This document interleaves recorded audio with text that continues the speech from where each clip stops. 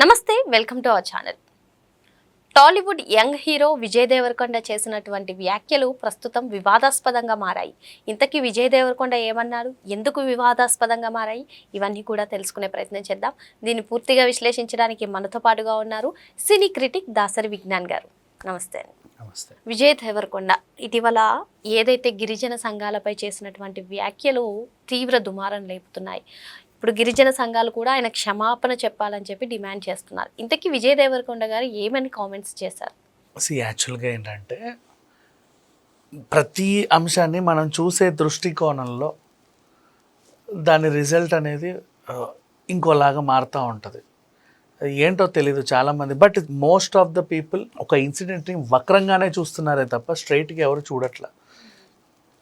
First Vijay Deverakonda main intention చెప్పనా, అసలు నేను ఏం మాట్లాడాడు అనేది పక్కన పెడదాము, డైలాగ్స్ పక్కన పెట్టేస్తే మెయిన్ ఇంటెన్షన్, ఓ పక్క యుద్ధ వాతావరణం ఉంటే ఇక్కడ ఒక సెలబ్రేషన్ జరుగుతుంది, ఒక సినిమాకి సంబంధించిన ప్రీ రిలీజ్ ఈవెంట్, తను కూడా గెస్ట్గా వచ్చాడు. అందరు కూడా ట్రైలర్ చూసో, సూర్యాన్ని చూసో, వాళ్ళని చూసో, వీళ్ళని చూసో హే ఓ అని ఒక ఆనందంలో ఉన్నారు. సో ప్రజెంట్ మన సిట్యువేషన్, మన వాళ్ళని అవతల వాళ్ళు చంపేశారు, కొంచెం బాధపడాల్సిన సిట్యువేషనే అనే ఒక ఇన్సిడెంట్ని తను గుర్తు చేశాడు యాక్చువల్లీ. ఓకేనా, ఒక హీరో అనే పర్సన్ పక్కన పెట్టేస్తే పర్ఫెక్ట్ సిటిజన్కి రావాల్సిన ఆలోచన తనకు వచ్చింది. అందుకని చెప్పేసి వచ్చి తను కూడా అలా ఈ సెలబ్రేషన్లో ఒక పార్ట్ అయిపోకుండా వీళ్ళకు కూడా ఆ యుద్ధం జరుగుతుంది అనే ఒక ఇన్సిడెంట్ని గుర్తు చేశాడు. మనం సెలబ్రేట్ చేసుకునే మూడ్లో లేము ప్రజెంట్. దేశమంతటా కూడా ఒక ఉత్కంఠలో ఉంది, ఏం జరుగుద్దా ఏంటనేసి. ఇప్పుడు ఫర్ ఎగ్జాంపుల్ యుద్ధం ఇక్కడున్న వాళ్ళకి ఏంటంటే యుద్ధం జరగాలి, వాళ్ళని అందరినీ ఏరిపారేయాలి అని ఉంటుంది. నిజంగా యుద్ధం చేసే వాళ్ళకి, బార్డర్లో ఉన్న వాళ్ళకి ఏమనిపిస్తుంది అంటే యుద్ధం జరగకూడదు అనిపిస్తుంది. ఎందుకంటే ఒక యుద్ధం జరిగితేమా ఇటు ఎంత నష్టం ఉంటుందో ఇటు కూడా అంతే నష్టం ఉంటుంది. భూములన్నీ ఎండిపోతాయి, కరువు వస్తుంది, కొన్నేళ్ల పాట, ఎన్నేళ్ళు ఉంటుందో తెలియదు. అది ఆ భూమి అంతా వేస్టే అదంతా. ఆ తర్వాత చాలా ల్యాండ్స్ పాడవుతాయి, ప్రాణ నష్టం బోలెడు ఉంటుంది, ఆర్థిక వ్యవస్థ కూడా ఛిద్రమైపోతుంది. మళ్ళీ ఆ పరిస్థితి నుంచి కోలుకోవడానికి ఎన్నేళ్ళు పడుద్దో తెలియదు.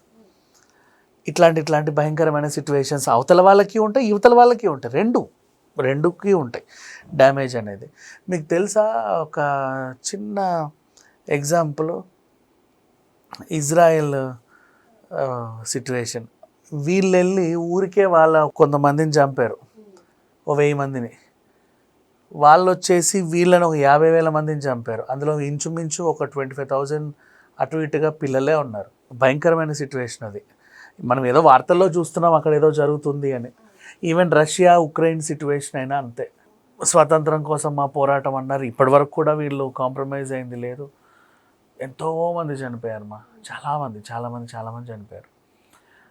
మొన్న బంగ్లాదేశ్ నుంచి కూడా వాళ్ళని ప్రధానిని తరిమేస్తే ఆవిడ ఇండియాకి వచ్చింది.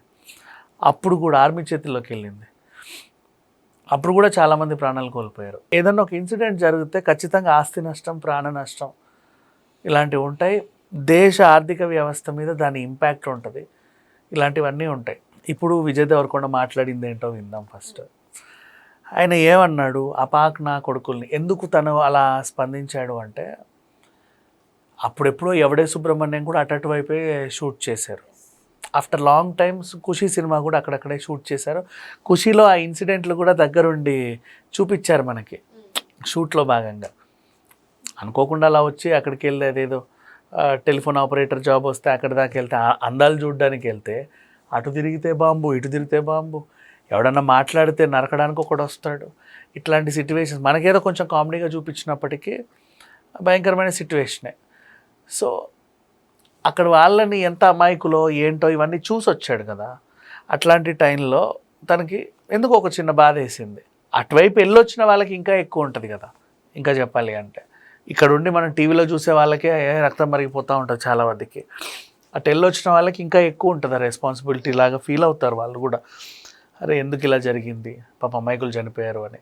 సో చాలామందికి ఒక అలా అని సూర్య వాళ్ళు రెట్రో సినిమా సెలబ్రేట్ చేసుకున్నారు అనేది మాత్రం నా ఉద్దేశం కాదు. అది ఖచ్చితంగా కావాలి, ప్రీ రిలీజ్ ఈవెంట్ ఉంటేనే సినిమాలు ఆడతాయి, లేకపోతే ఆ పబ్లిసిటీ ఉండదు కదా. పైగా కాంపిటీషన్ కూడా ఉంది, ఓ పక్క నాని సినిమా, ఇంకో పక్క అజయ్ దేవగన్ సినిమా రైట్ టు, ఇలాంటివి ఉన్నప్పుడు వాళ్ళు ఖచ్చితంగా చేసుకోవాలి. ఆ ఈవెంట్కి బూస్టప్ ఇవ్వడానికి ఎవరినో పిలవాలి. అలాగే విజయ్ దేవరకొండ వచ్చాడు, అది కూడా బాగానే ఉంది. బట్ కాకపోతే విజయ్ దేవరకొండకు ఒక రెస్పాన్సిబిలిటీ గుర్తొచ్చింది. మనం సెలబ్రేషన్ మూడ్లో లేము, మనం ఒక రెస్పాన్సిబిలిటీ తీసుకొని ఆలోచించే సిచ్యువేషన్లో ఉన్నాము అనేది అందరికీ గుర్తు చేశాడు. అండ్ అప్పటికి సుమ గారు కూడా ఒక క్వశ్చన్ అటు ఇటు వేస్తుంటే, గతంలో వెనక్కి వెళ్తే ఏం చేస్తావో, నేను ఔరంగజేబుని ఒక చెంపదెబ్బ కొట్టాలని ఉంది నాకు, ఎందుకంటే చావా సినిమా చూసాక ఆయన రగిలిపోయాడు. ఏమో అంతకుముందు చరిత్ర తెలియదేమో పాపం ఆయనకి. చావా సినిమా నాకు కూడా తెలీదు. ఆ సినిమా చూసిన తర్వాత అరే ఇంత గొప్ప యోధుడు ఉన్నాడా అని మనకి తెలిసింది బేసిక్గా. సో అట్లా ఇలాంటివన్నీ తనకు అనిపించింది అక్కడ చెప్పేశాడు.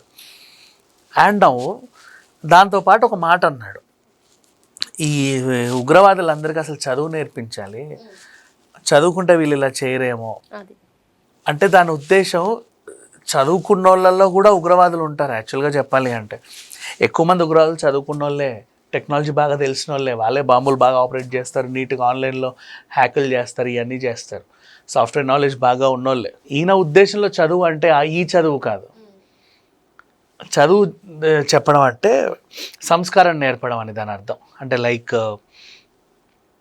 చరిత్రలు తెలుసుకుంటే నీటి విలువ, గాలి విలువ, అగ్గి విలువ, మనిషి విలువ, ఇవన్నీ వాళ్ళకి తెలుస్తాయి కదా, అప్పుడు వీడు మారుతాడు కదా అని. చదువు అంటే నాట్ ఓన్లీ టెక్నాలజీని చెప్పడం, అర్థమైందా, ఫిజిక్స్ కెమిస్ట్రీ నేర్పడమే కాదు, పద్ధతులు నేర్పడం, గౌరవం నేర్పడం, విలువలు నేర్పడం, మనిషి వాల్యూ చెప్పడం, ఈ సమాజంలో ఎలా బ్రతకడమో చెప్పడం, నిన్ను చూసి ఒకడు నేర్చుకునేలా నువ్వు ఎలా ఉండాలో నేర్పడం, దాన్ని తన చదువు అన్నాడు.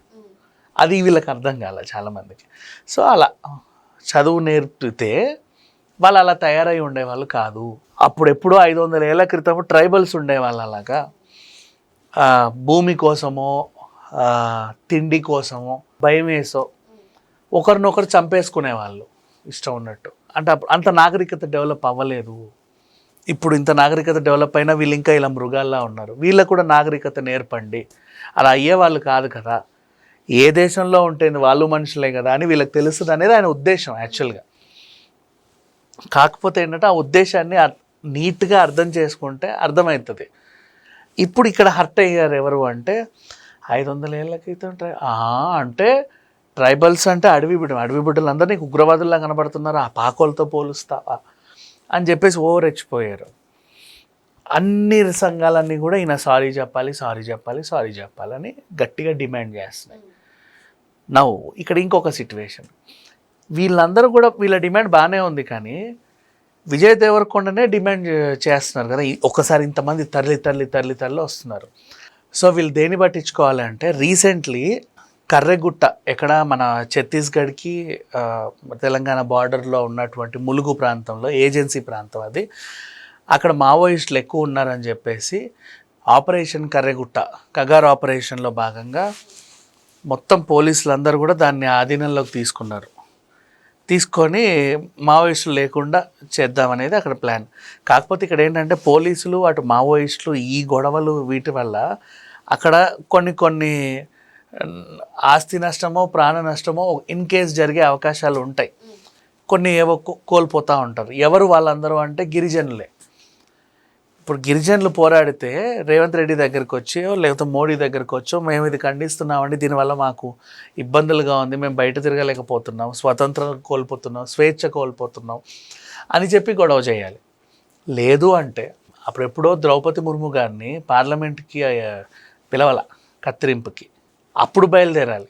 ఆవిడ మన రాష్ట్రపతి గారికి ఇంత అవమానమా, ఇలా చేశారా అలా చేశారా, ఆవిడని ఏదో టెంపుల్ కూడా రానివ్వలేదంట.